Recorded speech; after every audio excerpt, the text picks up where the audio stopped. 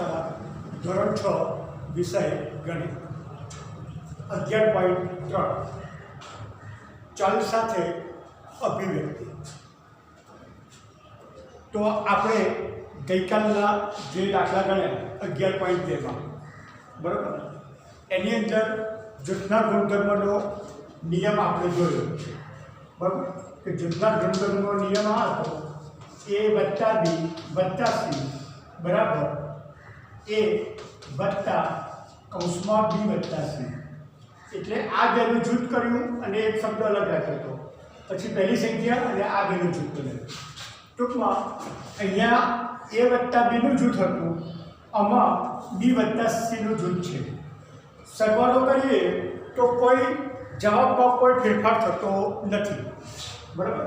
આનો જવાબ પણ આપણે જોયો તો પરમ દિવસે આગલા વિડીયોમાં, આનો પણ જવાબ જોયો હતો, બંનેના જવાબ સરખા. હવે ચાલ એટલે શું? તો આપણે જુદી જુદી અભિવ્યક્તિ કરી તો એની અંદર બે એ લખીએ તો એ જે છે એને ચલ કહેવાય અને બે છે એ આંકડાકીય માહિતી કહેવાય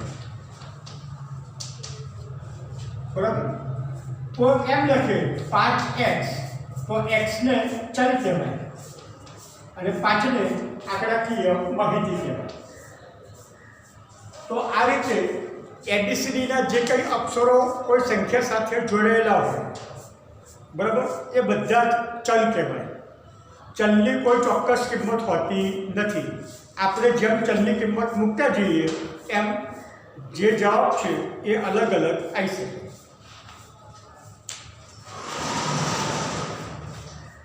હવે 11.3 દાખલો પહેલો. દરેક અંકનો એકથી વધુ ઉપયોગ ન થાય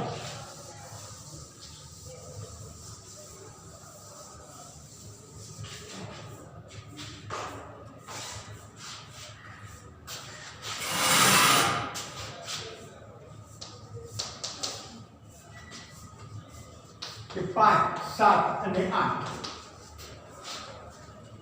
કે દરેક અંકનો એકથી વધુ ઉપયોગ ન થાય તે રીતે 5, 7 અને 8ના અંકોની જુદી જુદી અભિવ્યક્તિ કરો. માત્ર આ ત્રણ રકમનો સરવાળો, બાદબાકી અને ગુણાકારની ક્રિયાનો ઉપયોગ કરવાનો છે, બીજી કોઈ ક્રિયાનો ઉપયોગ કરવાનો નથી.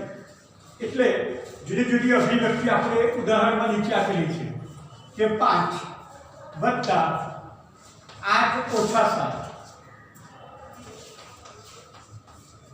બરાબર. હવે સમજ જોઈએ. બીજી રકમ આપણને આપી છે 5 ઓછા 8 ઓછા 7. ત્રીજી 5 ગુણ્યા 8 વત્તા 7. હવે ધ્યાનથી જોજો અહીંયા.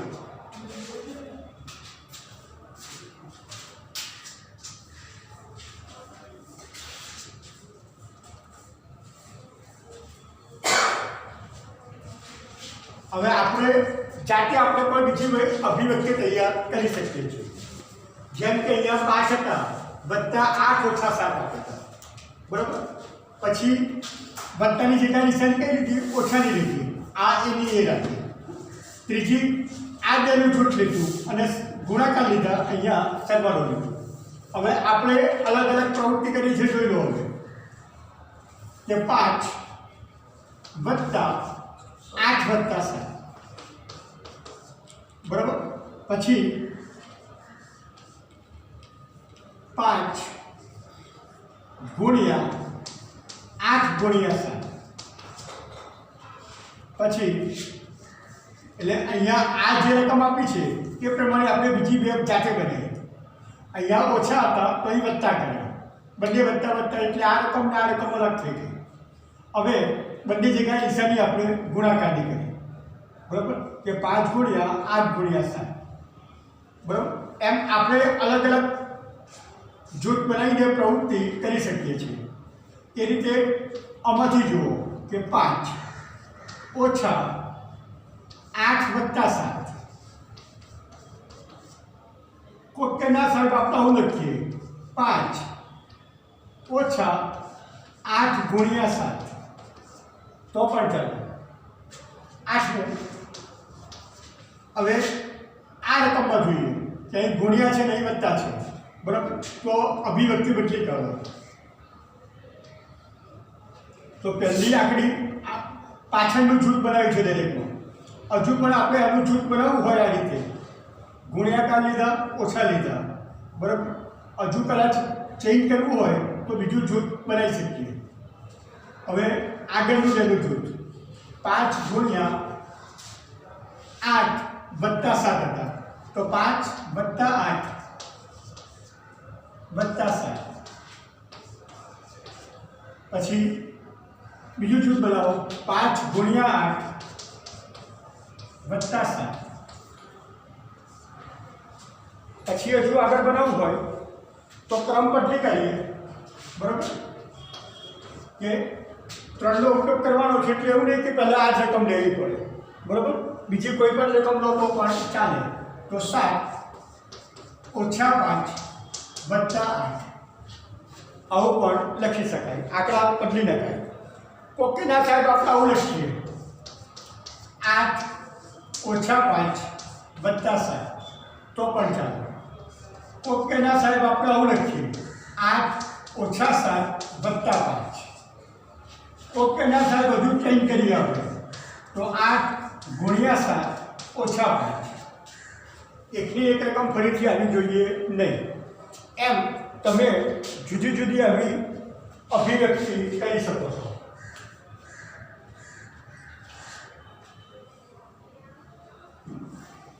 તો આ પ્રમાણે તમને તે લગીન બતાવ્યા હજુ પણ તમે અમુક રકમ બદલીને પણ કરી શકશો તો અહીંયા આ પ્રમાણે પહેલા દાખલામાં ફક્ત ગુણાકાર સરવાળો અને બાદબાકી આ ત્રણની અભિવ્યક્તિ કરીને આપણે અલગ અલગ રકમ બનાવી શકીએ છીએ હવે દાખલો બીજો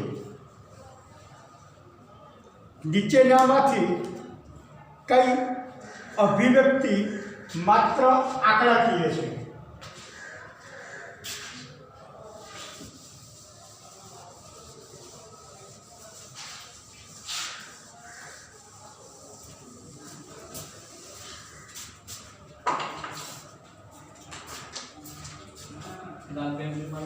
તો અહીંયા આપણે ફક્ત આંકડાકીય માહિતી ગઈ છે ચલ હોવો જોઈએ નહીં બરાબર પહેલો દાખલો એટલે હું બોર્ડ પર દાખલો પહેલો બીજો નથી કરતો અહીં સમજાવી દઉં છું તમને કે અહીંયા પહેલો દાખલો છે y વત્તા 3 તો yને ચલ કહેવાય બરાબર એટલે આંકડાકીય માહિતી નથી બીજામાં z ચલ આપ્યો છે એટલે એ પણ ન ગણાય ત્રીજામાં જોઈ લો 5 કૌંસમાં 12 ઓછા 7 વત્તા 7 ગુણ્યા 2 આમાં ત્રીજા દાખલામાં કોઈ એબીસીડીનો અક્ષર આવતો નથી બરાબર ફક્ત આંકડાકીય જ માહિતી છે ચલનો ઉપયોગ થયો નથી બરાબર એટલે દાખલા પહેલાના જવાબમાં સી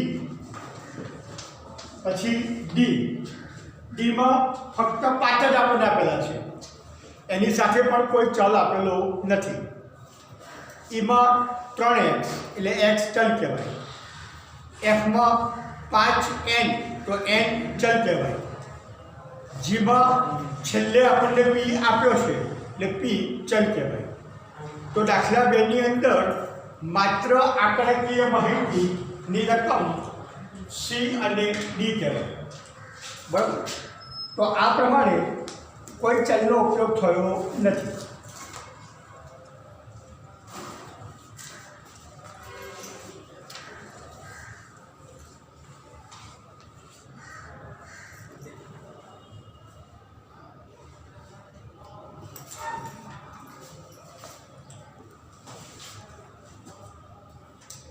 હવે દાખલો 3 હવે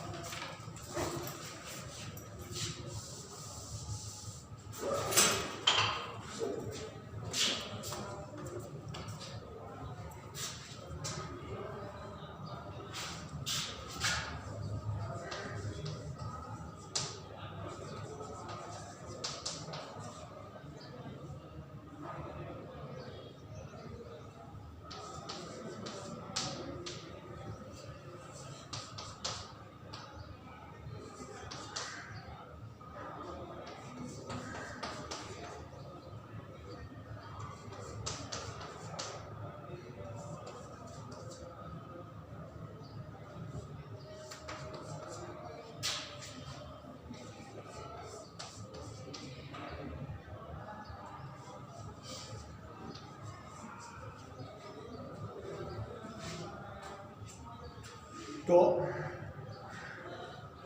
દાખલા 3માં નીચેની અભિવ્યક્તિઓમાંની ક્રિયાઓ સરવાળો, બાદબાકી, ગુણાકાર અને ભાગાકાર ઓળખી આ અભિવ્યક્તિ શું દર્શાવે છે?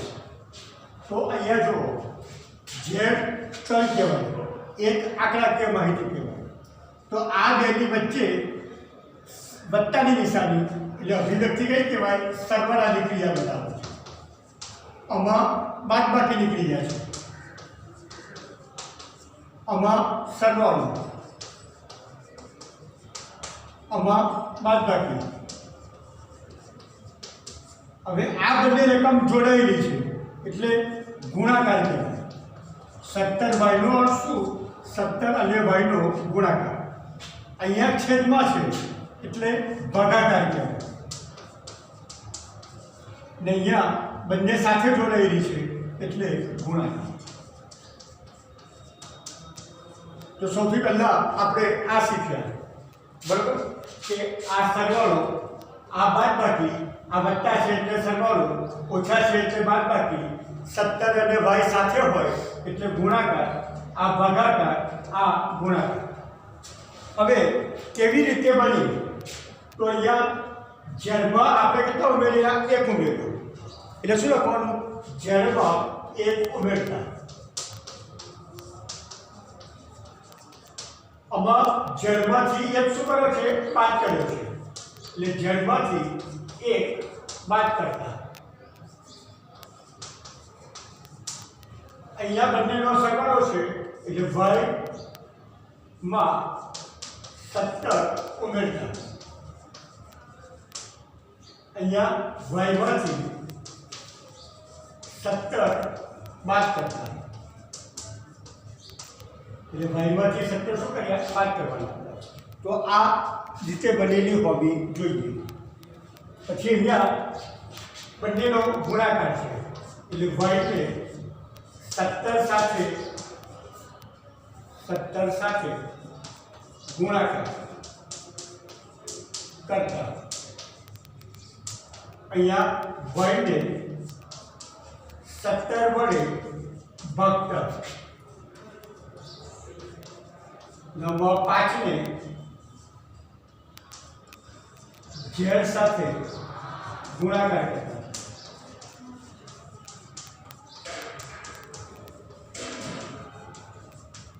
તો અહીંયા આ બંનેનો સંબંધ કયો છે એ પણ લખવાનો છે અને કેવી રીતે બની એ પણ લખવાનું છે. તો ત્રીજા દાખલામાં પહેલો અને બીજો આપણે ગણ્યું. હવે સી.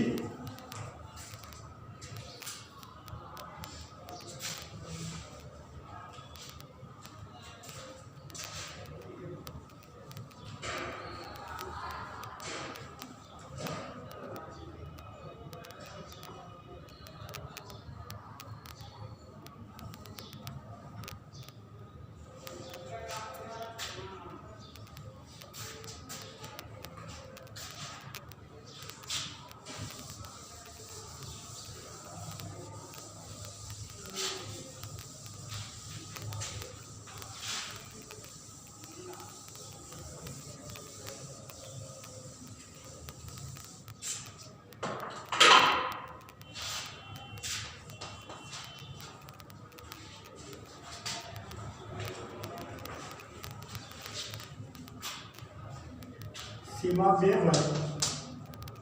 વત્તા 17 અને 2y ઓછા 17.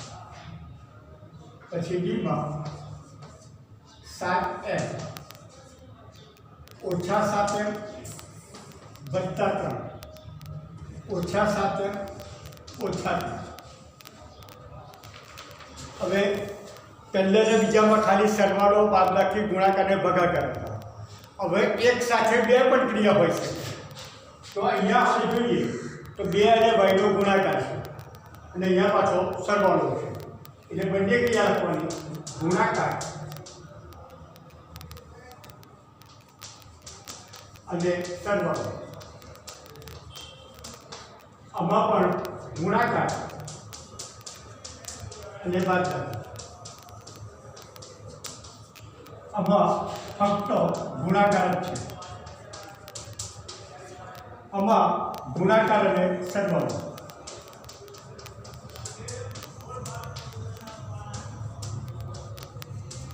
આમાં ગુણાકાર અને બાદબાકી.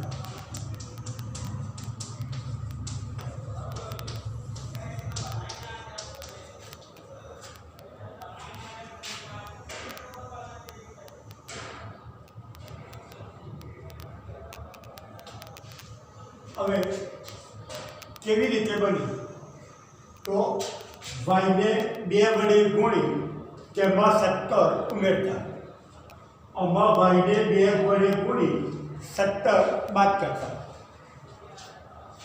એ બાજુમાં લખજો કે વાયને 2 વડે ગુણી તેમાં 17 ઉમેરતા.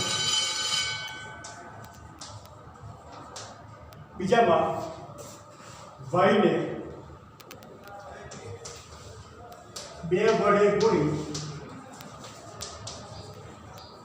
17 શું કર્યા છે? 5 કર્યા છે. એટલે તેમાં 17 બાદ કરતા. હવે એમ અને એટલે 7 ને એમ વડે ગુણતા. એટલે પહેલાં અચળાંક લખો એટલે એમ ને 7 વડે ગુણતા. અહીંયા એમ ને ઋણ 7 વડે ગુણવાના છે અને પછી 3 ઉમેરવાના છે. એટલે એમ ને ઋણ 7 વડે ગુણી તેમાં 3 ઉમેરતા. આમાં એમને 7 વડે ગુણી એમને ઋણ 7 વડે ગુણી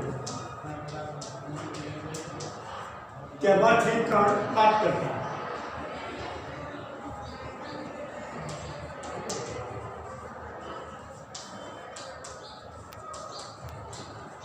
તો આ પ્રમાણે દાખલો 3 તમારે જાતે ગણવાનું છે.